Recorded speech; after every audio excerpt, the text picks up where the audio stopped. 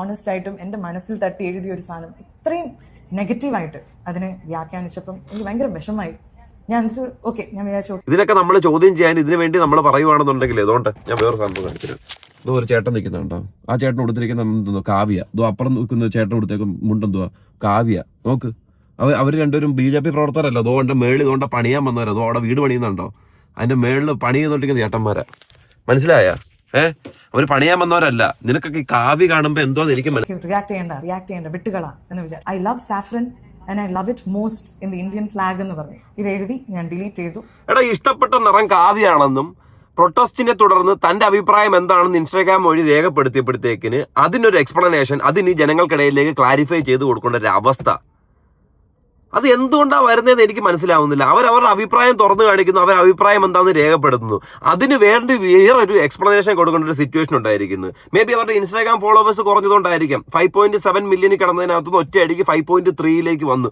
Career ഉടനെ അവസാനിക്കൂ എന്ന് പറയാൻ വേണ്ടിയിട്ടാണോ? എടാ, ഞാൻ ഒരു കാര്യം പറയട്ടെ, മോഹൻലാലിന്റെ മാള് ഇതുപോലെ തന്നെ ഒരു അഭിപ്രായം പങ്കുവച്ചപ്പോഴത്തേക്കിന് അവിടെ സപ്പോർട്ട് ചെയ്ത ആൾക്കാർ എന്തോ പറഞ്ഞത്, അവരവരുടെ അഭിപ്രായമല്ലേ, അവരുടെ അഭിപ്രായ സ്വാതന്ത്ര്യമല്ലേ പറഞ്ഞത്. അതേ ജനങ്ങൾ തന്നെ തൊട്ടിപ്പുറത്ത് പേർളിമാനിയുടെ അഭിപ്രായം പുറത്ത് കാണിച്ചപ്പോഴത്തേക്കിന് ആ കാണിച്ച ശരിയല്ല, അങ്ങനെയല്ല കാണിക്കേണ്ടത്, ആ അഭിപ്രായം ശരിയായിട്ടുള്ള കാര്യമല്ല, നീ മറ്റേ മോളാണ് മറിച്ച മോളാണെന്ന്. എനിക്ക് മനസ്സിലാവുന്ന നാട്ടുകാരെ മൊത്തം പ്രീതിപ്പെടുത്തിക്കൊണ്ട് ആർക്ക് അഭിപ്രായം പറയാനായിട്ട് കഴിയും? എന്തായാലും അതിനൊരു എക്സ്പ്ലനേഷൻ പേർളിമാണി കൊടുക്കുന്നുണ്ട്. അതിന് താഴെ വന്നിട്ടുള്ള ഒരു 3-4 കോമന്റ്സ് ഞാൻ ആദ്യം ഒന്ന് കാണിക്കാം. അതിനുശേഷം പേർളിമാണിയുടെ എക്സ്പ്ലനേഷനായിട്ട് ഉണ്ടാക്കിയിട്ടുള്ള കാര്യങ്ങളും ഈ എക്സ്പ്ലനേഷനകത്ത് എനിക്ക് ബന്ധിപ്പിക്കാൻ പറ്റുന്ന, അതായത് ആ നീറ്റ് പരീക്ഷയായിട്ട് ബന്ധപ്പെട്ട് അവിടെ നടത്തിയിട്ടുള്ള പ്രൊട്ടസ്റ്റിനെ, സ്റ്റുഡൻസിനെ ബലിയാടാക്കാനായിട്ട് കാണിച്ചിട്ടുള്ള കുറച്ചധികം എവിഡൻസ് വീഡിയോസ്, അതായത് പേർളിമാണി പറയുന്ന കാര്യമായിട്ട് വിത്ത് എവിഡൻസ് ഉള്ള കാര്യമായിരിക്കും ഞാൻ എൻ്റെ വീഡിയോയിലായിട്ട് കാണിക്കാനായിട്ട് പോകുന്നത്. വീഡിയോ ഇഷ്ടപ്പെടുകയാണെന്നുണ്ടെങ്കിൽ ലൈക്ക് ചെയ്യുക, സബ്സ്ക്രൈബ് ചെയ്യുക. വീഡിയോ മുഴുവനായിട്ട് കണ്ടതിന് ശേഷം മാത്രമേ നിങ്ങളുടെ അഭിപ്രായം എന്താണെന്ന് വീഡിയോയ്ക്കകത്ത് രേഖപ്പെടുത്താവൂ. അതിനുശേഷം ഹൈപ്പ്, മര്യാദയ്ക്ക് എൻ്റെ വീഡിയോയ്ക്ക് കൃത്യമായിട്ടുള്ള ഹൈപ്പും കാര്യങ്ങളും നിങ്ങൾ കൊടുത്തിരിക്കേണ്ടതാണ്. ഓക്കെ, ആദ്യം തന്നെ ആ കോമന്റ്സ് എന്തൊക്കെയാണെന്ന് നോക്കാം. ഈ പേർളി ചെയ്ത വീഡിയോയുടെ താഴെ വന്ന കമന്റ്, നല്ല ആർട്ടിഫിഷ്യൽ ആയിട്ടുണ്ട്, സ്ക്രിപ്റ്റ് പോരാ, ഈ പടവും പൊട്ടും, national block buster award winner. 1 minute കേട്ടപ്പോൾ തന്നെ മടുത്തു. അതായത് 2 കമന്റാണ് ഞാനിപ്പോൾ വായിച്ചത്. അതായത് ഈ പറയുന്ന കാര്യങ്ങളെ കുറിച്ച് അവര് വീണ്ടും അവരങ്ങ് വിലയിരുത്തുക. ഇപ്പൊ ഞാനൊരു പോസ്റ്റ് ചെയ്യുന്നു, ഞാനൊരു വീഡിയോ ചെയ്യുമ്പോഴത്തേന് എന്റെ മെന്റാലിറ്റി ആയിരിക്കത്തില്ലല്ലോ അത് കാണുന്നത് നിങ്ങൾക്ക്, അല്ലേ? അപ്പൊ എന്റെ മനസ്സിൽ നിന്ന് വരുന്ന കാര്യങ്ങളായിരിക്കും ഞാൻ എന്റെ വീഡിയോയിൽ പറയുന്നത്. പക്ഷെ നിങ്ങൾക്ക് അത് വേറൊരു രീതിയിൽ ചിത്രീകരിക്കായിരിക്കും. പക്ഷെ അത് എന്റെ പോയിന്റ് ഓഫ് വ്യൂവിൽ വരുന്ന കാര്യം. പക്ഷെ അതിനൊരു നെഗറ്റീവ് ഇമേജ് ഉണ്ടായിരിക്കാം, മേ ബി ഉണ്ടായിരിക്കാം, ഇല്ലാന്ന് ഞാൻ പറഞ്ഞ നെഗറ്റീവ് ഇമേജ് ഉണ്ടായിരിക്കാം. ആ നെഗറ്റീവ് ഇമേജ് നിങ്ങൾ കാണുന്നു, അത് ആ നെഗറ്റീവ് ഇമേജ് വീഡിയോ ചെയ്യുന്നവരെ ചിലപ്പോൾ ഞാൻ കാണത്തില്ലായിരിക്കും. ഞാൻ അതിൻ്റെ പോസിറ്റീവ് വശം മാത്രമേ കാണത്തുള്ളായിരിക്കും. അതിലൂടെ ഉണ്ടായിട്ടുള്ള പാളിച്ചകളും പല ഭാഗങ്ങളും ഇതിനകത്തുണ്ട്. അവിടെ ഭയങ്കര ആർട്ടിഫിഷ്യൽ ആയിട്ട് തോന്നുന്നു. കേട്ടും സ്ക്രിപ്റ്റ് 3, 10 എനിക്ക് അറിഞ്ഞൂടെ. ഈ കമന്റ്സ് ഒക്കെ വരുമ്പോഴത്തേക്ക് എന്തോടെ അഭിപ്രായം പറയാനായിട്ട് ആർക്കും സ്വാതന്ത്ര്യമൊന്നും ഇല്ലേടെ. എനിക്ക് മനസ്സിലാവുന്നില്ല. അവരവരുടെ കാര്യം പറഞ്ഞു കഴിഞ്ഞാൽ അതിനകത്തോട്ട് വീണ്ടും കയറി പോകുന്നോ. ഇനി അവരുടെ എക്സ്പ്ലനേഷൻ എന്താണെന്ന് കേൾക്കാം. അതിന്റെ കൂടെ തന്നെ ആ 3-4 വീഡിയോസ് ഞാൻ കാണിച്ചു തരാം. ഞാൻ കുറേ റീൽസും നമ്മുടെ ഇപ്പോഴത്തെ ന്യൂസ് എന്ന് പറയുന്ന ന്യൂസ് ചാനൽസുമാണ്, ഇൻസ്റ്റഗ്രാമിലെ റീൽസുകളും ഒക്കെ കണ്ടിട്ട് എനിക്ക് മനസ്സിലായ കുറേ കാര്യങ്ങളിൽ നിന്നും ഞാൻ എൻ്റെ രീതിയിൽ ഞാനൊരു കാര്യം എഴുതി. എൻ്റെ ഒരു നോട്ട് പാഡിൽ ഞാൻ എഴുതി പോസ്റ്റ് ചെയ്ത സാധനം ഞാനിപ്പോൾ നിങ്ങളുടെ മുമ്പിൽ I want to read it. ഞാൻ കുറച്ച് മലയാളത്തിലും കൂടി എൻ്റെ രീതിയിൽ ഞാൻ തർജ്ജമയും ചെയ്യുന്നതായിരിക്കും. The past few days have been very painful and they have forced all of us to pause and reflect. കുറച്ച് നാളായിട്ട് നമ്മളെല്ലാവരും വേദനയിലാണ് because of the news, what's happening, and അത് നമ്മളെല്ലാവരെയും ഒന്ന് പോസ് ചെയ്യാനും ഒന്ന് റിഫ്ലക്റ്റ് ചെയ്യാനും നമ്മളെ പ്രേരിപ്പിക്കുന്നു. We have witnessed the strength, unity and determination of the young people of our country. നമ്മൾ കണ്ടുകൊണ്ടിരിക്കുന്നത് സ്ട്രെങ്ത്, ശക്തി, യൂണിറ്റി, ഒരുമ, ആൻഡ് ദ ഡിറ്റർമിനേഷൻ, അതായത് ഇത് ചെയ്തെടുക്കണം എന്നുള്ളൊരു ഡിറ്റർമിനേഷനാണ് നമ്മൾ കണ്ടുകൊണ്ടിരിക്കുന്നത്. Of who? നമ്മുടെ young generation, the youth of our country. I saw heartbreaking images and videos. ഇതാണ് ഞാൻ കണ്ടത്. I saw heartbreaking images and videos of clashes in which students and officers were getting hurt. That changed something in me. ഞാൻ കാണുന്ന ഇമേജസിൽ students, police officers എല്ലാവരും heart ആവുന്ന വീഡിയോസാണ് ഞാൻ കണ്ടത്. And it changed. അത് കാണുമ്പോൾ എൻ്റെ മനസ്സിൽ ഒരു കാര്യം ഞാൻ ചിന്തിച്ചു. എന്താണ് ഞാൻ ചിന്തിച്ചത്? all I could think was please don't get hurt. നിങ്ങൾ ആരും ഹേർട്ട് ആവല്ലേ. Please stay safe. If your life is in danger, go back home. No cause is worth losing a life over. ഇതാണ് ഞാൻ ചിന്തിച്ചത്. നിങ്ങൾ ആരും ഹേർട്ട് ആവരുത്. അയ്യോ, ആദ്യം ലൈഫ് നഷ്ടപ്പെടല്ലേ. നിങ്ങളുടെ ലൈഫ് ഡേഞ്ചർ ആണെങ്കിൽ നിങ്ങൾ വീട്ടിൽ പോകണം. ഇതാണ് ഞാൻ എൻ്റെ മനസ്സിൽ ആലോചിച്ചത്. ഞാൻ ഇത് പറയുമ്പോൾ നിങ്ങളെല്ലാവരും വീട്ടിൽ പോ എന്നല്ല ഞാൻ പറയുന്നത്. അത് പറയാൻ ഞാൻ ആരുമല്ല. ഇങ്ങനത്തെ ഒരു കാര്യത്തിൽ അങ്ങനത്തെ ഒരു കാര്യം പറയാൻ ഞാൻ ആരുമല്ല. I am a nobody. എനിക്ക് ഫീൽ ചെയ്ത കാര്യമാണ് ഞാൻ ഇവിടെ എഴുതിയിരിക്കുന്നത്. അതിനുശേഷം ഞാൻ എഴുതിയിരിക്കുന്നത്. അങ്ങനെ ഒരു പോസ്റ്റ് ഇട്ടെന്ന് പറഞ്ഞപ്പോൾ എന്താ കുഴപ്പം എന്താ? എടാ, എനിക്ക് പറയാൻ തോന്നിയ കാര്യം ഇതൊക്കെ തന്നെയാണ്. എനിക്കും പറയാൻ തോന്നിയിട്ടുണ്ട്. കാരണം ആ പ്രൊട്ടസ്റ്റ് എന്ന് പറഞ്ഞുകൊണ്ട് സ്റ്റുഡൻസിനെ മുന്നിൽ നിർത്തി കാണിച്ചുകൊണ്ടിരിക്കുന്ന അക്രമങ്ങളായിരുന്നു. ആ ആക്രമണത്തിനകത്ത് ബലിയാടാവുന്നതും അടികൊള്ളുന്നതും സ്റ്റുഡൻസിനായിരുന്നു. നിങ്ങൾ അതിനുശേഷം CJP യുടെ ഒരു അവരുടെ ഒരു പാർട്ടി നടത്തിയായിരുന്നല്ലോ. ആ പാർട്ടിയുടെ ഭാഗം കിട്ടുകയാണെന്നുണ്ടെങ്കിൽ ഞാൻ ഈ വീഡിയോക്കകത്ത് വെക്കാം. അതിനകത്ത് ഈ ആസൂത്രണം ചെയ്തവർക്ക് അങ്ങ് ഒരു അടി ഇടി പോയിട്ട് ഭാഗത്തോലും കിട്ടാതെ അവർ സുഖമായിട്ട് അടുത്ത 5 സ്റ്റാർ ഹോട്ടലിൽ പോയിട്ട് അവരുടെ ഒരു പ്രൊട്ടസ്റ്റ് ജയിച്ചതിന്റെ ഭാഗമായിട്ട് അവർ എന്തോ ചെയ്യുന്നു, അവരവിടെ ഡാൻസും പാട്ടും കേക്ക് മുറിച്ച് ആഘോഷിക്കുന്നു. ഉന്നത വിദ്യാഭ്യാസ മന്ത്രിയെ രാജിവെച്ചതിന്റെ ഭാഗമായിട്ട്. തൊട്ടപ്പുറത്ത് ഈ പ്രൊട്ടസ്റ്റ് എന്നും പറഞ്ഞ് പല ആൾക്കാരും അഴിച്ചുവിട്ട സാധനത്തിനകത്ത് അടി കൊണ്ട് ഇടി കൊണ്ട് ഓടിയതൊക്കെ ഞാൻ ഇതിനകത്ത് കാണിക്കാം. ഈ അടി കൊണ്ട് ഇടി കൊണ്ട് ഓടിയിരുന്ന് ഈ കുത്തിയിരുന്ന് നിലവിളിച്ചോണ്ടിരിക്കുന്നതൊക്കെ ആരാ?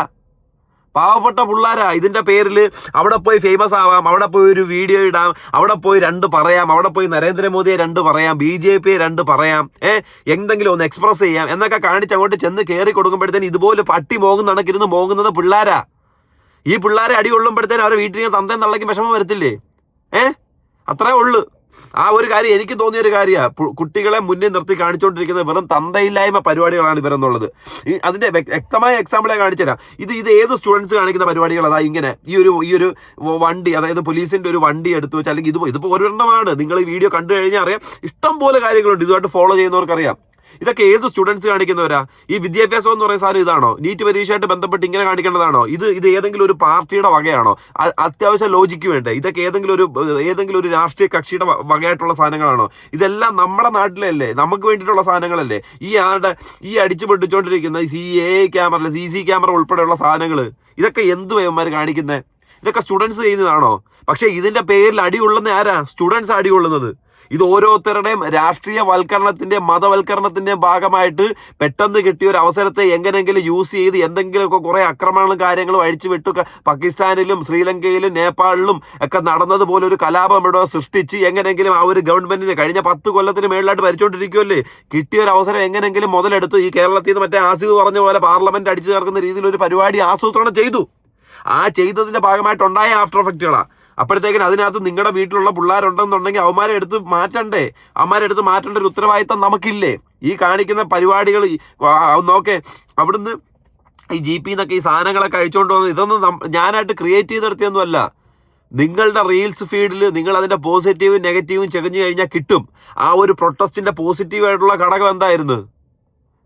പരീക്ഷ ചോദ്യപേപ്പറിന്റെ ചോർച്ച, മരിച്ചുപോയ വിദ്യാർത്ഥികൾക്ക് ധനസഹായം. ഇതായിരുന്നു അതിൻ്റെ അൾട്ടിമേറ്റ് എയിം. അക്കൗണ്ടബിലിറ്റി ഒരിക്കലും അതിന് മാത്രം പെടുന്നതല്ല, എല്ലാ കാര്യത്തിലും. ഈ സമരം പ്രൊട്ടസ്റ്റ് നടത്തിയ കുട്ടികളെ സംബന്ധിച്ചും അക്കൗണ്ടബിലിറ്റി വേണം, മനസ്സിലാക്കണം. അപ്പം അതിൻ്റെ അൾട്ടിമേറ്റ് എയിം അതായിരുന്നു.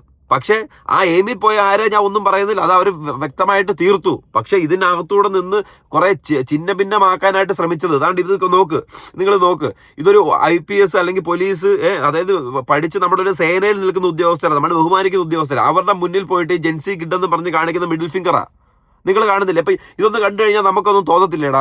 ഇതൊന്നും കണ്ടു കഴിഞ്ഞാൽ നമുക്ക് വിരോധവും കാര്യങ്ങളും ഒന്നും തോന്നത്തില്ലേ? ഒന്ന് നോക്ക്, അവിടുത്തെ സ്ഥലങ്ങൾ അടിച്ച് തകർത്ത് കട്ടകളും സാധനങ്ങളും ഒക്കെ വലിച്ച് പൊട്ടിച്ച് എടുത്ത് മതിലുൾപ്പെടെയുള്ള ഇടിച്ച് പൊട്ടിച്ച് അക്രമം അഴിച്ചു വിടുക, വീണ്ടും അക്രമം അഴിച്ചു വിടുക. ഇതൊക്കെ സോഷ്യൽ മീഡിയ വഴി വീട്ടിലിരുന്ന് കാണുന്ന നമ്മൾ എന്തുമായിരിക്കും പറയുന്നത്? മക്കളെ, നിങ്ങളെങ്കിൽ തിരിച്ചു വാ.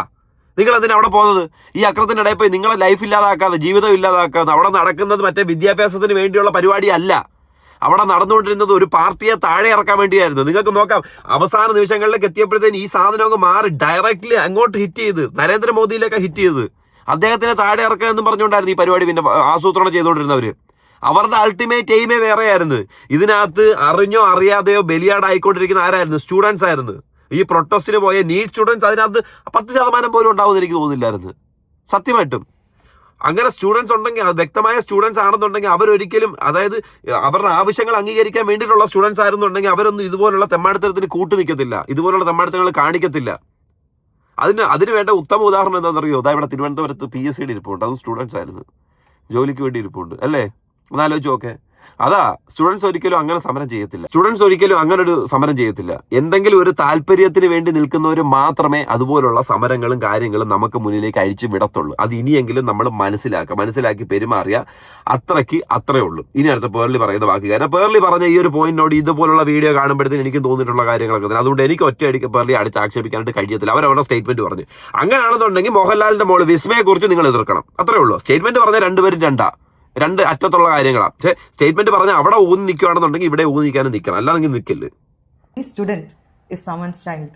ഓരോ സ്റ്റുഡൻറ്റും ഒരാളുടെ കുഞ്ഞാണ്, ഒരാളുടെ ഡ്രീമാണ്, somebody's dream, someone's entire world, ഒരാളുടെ ലോകമാണ് ഓരോ കുഞ്ഞുമക്കളും. Like so many others, I believe our students deserve an education system that is transparent, fair and gives every child an equal opportunity to succeed. നമ്മളെല്ലാവരും പോലെ, നിങ്ങളെല്ലാവരും അങ്ങനെ ആയിരിക്കും ആലോചിക്കുന്നത്, നമ്മളെല്ലാവരും ചിന്തിക്കുന്നത് ഒരേ ഒരു കാര്യമാണ്.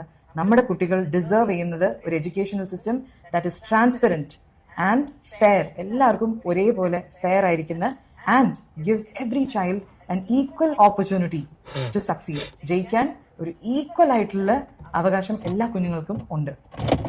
ദേ ഡിസേർവ് ടു ബി ഹേർഡ്. അവരെല്ലാവരും കേൾക്കണം. ദേ ഡിസേർവ്, അതും അവരുടെ അവകാശമാണ്. They deserve to feel safe while expressing themselves peacefully. They deserve, അവരുടെ അവകാശമാണ്. അവരൊരു കാര്യം പറയുന്ന സമയത്ത് അവർ സേഫ് ആയിട്ടുള്ള ഒരു എൻവയറമെന്റും അവർ ഡിസേർവ് ചെയ്യുന്നു. എസ്പെഷ്യലി പീസ്ഫുൾ ആയിട്ട് അവരൊരു കാര്യം അവർ പറയുന്ന സമയത്ത്. അറ്റ് ദ സെയിം ടൈം ഇതെല്ലാം പറയുമ്പോഴും I hope that the original purpose of this movement is never overshadowed. അതായത് നമ്മളൊരു കാര്യം ചെയ്യുന്ന സമയത്ത്, ഒരു വലിയ കാര്യം നടക്കുമ്പം ഇവരുടെ ഈ ഒരു കോസ് ഓവർഷാഡോ ആവരുതെന്നും ഞാൻ ആഗ്രഹിക്കുന്നു. Whenever any movement grows this large, emotions run high, different voices emerge, and the conversation can become more complex. ഇങ്ങനത്തെ ഒരു സംഭവം നടക്കുമ്പോൾ, കുറേ ആൾക്കാർ കൂടുമ്പോൾ, chances are high that ഈ മെയിൻ കോസ് അതിൽ മുങ്ങിപ്പോവാൻ ചാൻസ് ഉണ്ട്, and the conversation can become more complex. My hope is that the focus always remains on the student and the future they are asking to build. I hope, അതായത് എൻ്റെ ആഗ്രഹം, ഞാൻ hope ചെയ്യുന്നത് ഇതാണ്, നമ്മുടെ സ്റ്റുഡൻസിൻ്റെ വോയിസും അവരാവശ്യപ്പെടുന്ന കാര്യവും ഈ വലിയ ഒച്ചയുടെ ഇടയിൽ അത് മുങ്ങിപ്പോകരുതെന്ന് ഞാൻ ആഗ്രഹിക്കുന്നു. I believe in the right to peaceful expression. ഞാൻ വിശ്വസിക്കുന്നത് പീസ്ഫുൾ എക്സ്പ്രഷനിലാണ്. I do not believe in violence, no matter who it comes from. ഞാൻ ഒരിക്കലും വയലൻസിൽ വിശ്വസിക്കുന്നില്ല. History remembers moments not only for who they why they began, but also how they unfolded. History എപ്പോഴും ഓർക്കുന്ന ഒരു കാര്യമുണ്ട്, എങ്ങനെ ഒരു കാര്യം നടന്നു, അതെങ്ങനെയാണ് അത് അവസാനിച്ചത്. അതിൻ്റെ ആ മൊത്തം ജേർണി ഒരു ഹിസ്റ്ററി നമ്മൾ പഠിക്കുമ്പോൾ, നമ്മൾ പുറകിലേക്ക് തിരിഞ്ഞു നോക്കുമ്പം നമ്മളതെല്ലാം ഓർക്കും.